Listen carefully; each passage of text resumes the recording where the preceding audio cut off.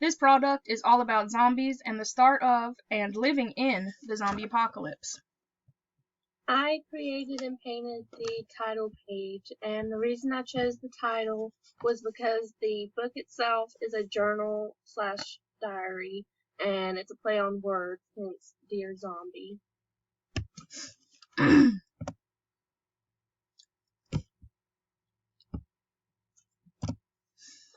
So the overview of the content we'll be talking about today is the inspiration behind it, why it's designed to look a certain way, female protagonists and the history behind it, and the importance of tracking mental health in dire times.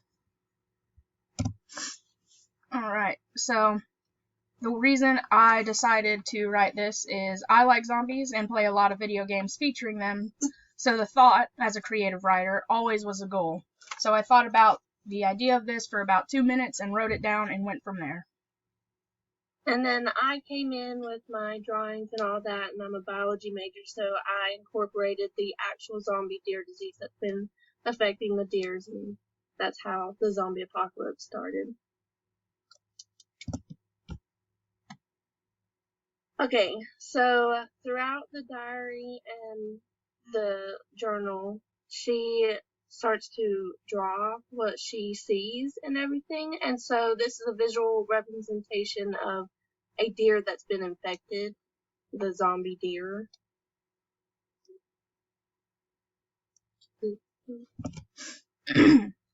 So I decided to do something like an epistolary novella, because this helps to create the setting of someone that was living a normal life where zombies existed in movies and video games, but it seemed more like myth and fantasy. And so this helps to track the innermost thoughts of the protagonist as she navigates the new world that she's living in with zombies. When most people think about zombies, they immediately associate them with projects that have been male-led and have wanted to have male as the largest target audience. There aren't many instances of there being a female-driven zombie creation. However, according to Natasha Patterson, that started to change in the 60s and 70s because there was an interest for female protagonists in the zombie genre. This is why the lead character and most of my supporting characters in Dear Zombie are females, to show that they are strong enough physically and mentally to last in the zombie apocalypse. Killing people you once knew would undoubtedly have a negative effect on the mind, and I wanted to highlight this as the story progressed, which is why she's going through a mental deterioration as time goes on within the story. So here with these drawings, they help to show the mental deterioration that's happening to her. And the one picture with the hook and the chain attached to it is the weapon she used to kill her parents. And that shows the start of her mental deterioration, while the other picture shows her killing after that and counting the bullets and sort of like making a game out of it, and it being mental deterioration. And it's also symbolic of time and evolution and also knowledge. The first weapon wasn't practical, but there wasn't any other choice, and she didn't know any better. The next weapons are well thought out, and to show that she's learning to go along with the zombies and figure out what is best for her in this time. So this is meant to appeal to a mostly teen audience because the characters are closer to being teenagers than adults. And it's also meant to appeal to females because they are finally getting to see themselves within roles of survival in a typically male-dominated genre. And this also helps with people concerned about mental health because it shows somebody that has depression ultimately and compartmentalizes parts of herself that she shouldn't. And it's also for people that just love zombies in general. So here, the diary or journal, it's like a drama with zombies and all that, and I also wanted to incorporate the creepy, eerie vibe. And so my inspiration for the truck drawing was Jeepers Creepers. I wanted to make it as creepy as possible, and yeah. Yeah, and then the theme also begs the question of survival and what it means to actually be a monster. So basically the question comes down to, does survival turn you into a monster? So the new home, the cave represents, is representative of going back in time since the world has pretty much ended, and thus a new world is born. So it's like starting over from scratch.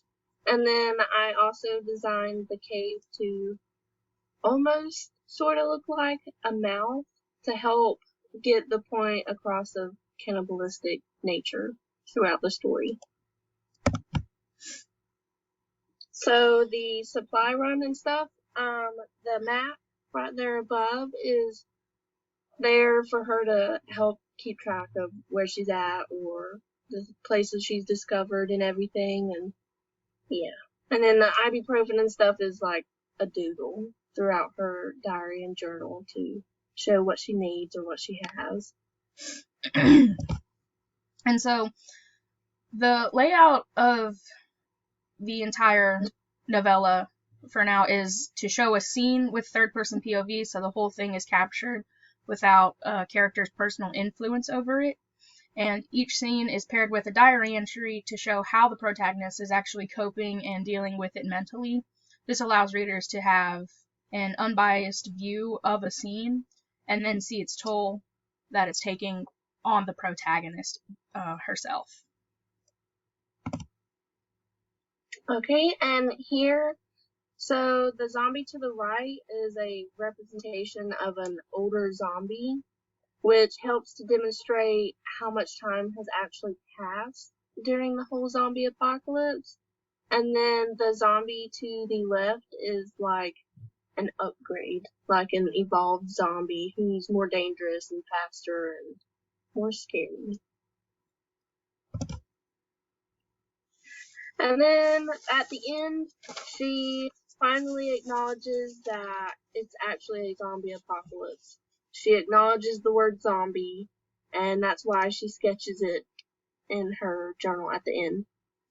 Alright, and now we will take you through the actual work itself. So of course we start with the title page, and then we move to our first scene, which I've titled it November 26th for the diary entry, and this is just to show the start of the zombie apocalypse. And then as we scroll down to November 30th, this shows her trying to fight for survival and not being sure why she actually is at this point.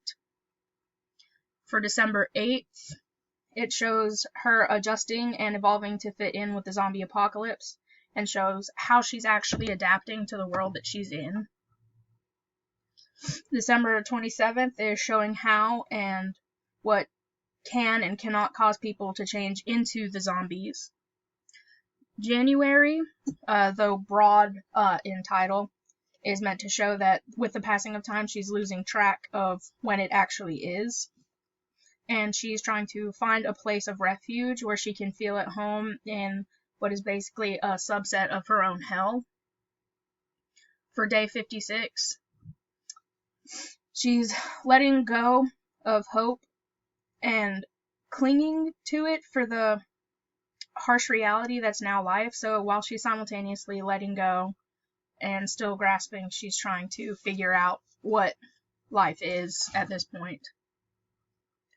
For day 72, she's making a system for zombies and showing how much she's adapted. For day 113, she's studying the zombies so she can be more prepared and trying to make some of the broken world make some sense to herself. Day 149 is she's finding someone from her past life and not knowing if it's real or not, showing that she isn't mentally stable anymore because she can't distinguish what's real and what isn't real anymore. For day 190, it shows our 2 female leads hunting for other survivors, showing Destiny didn't actually have to be alone for so long, and more people from her past are causing her to question her own mental health and that stability. Day 236 is a longer supply run that may cause Destiny to evaluate what she's become for the end of the world, as she's with one of the people that was once her best friend in the life before this one. And then we end on day 250, where she doesn't know what's real or not, but the scene itself shows that there might actually be a sense of hope that she is neglecting to see. And that's what we have for the novella. Yep. Alright, so that's the end of our presentation.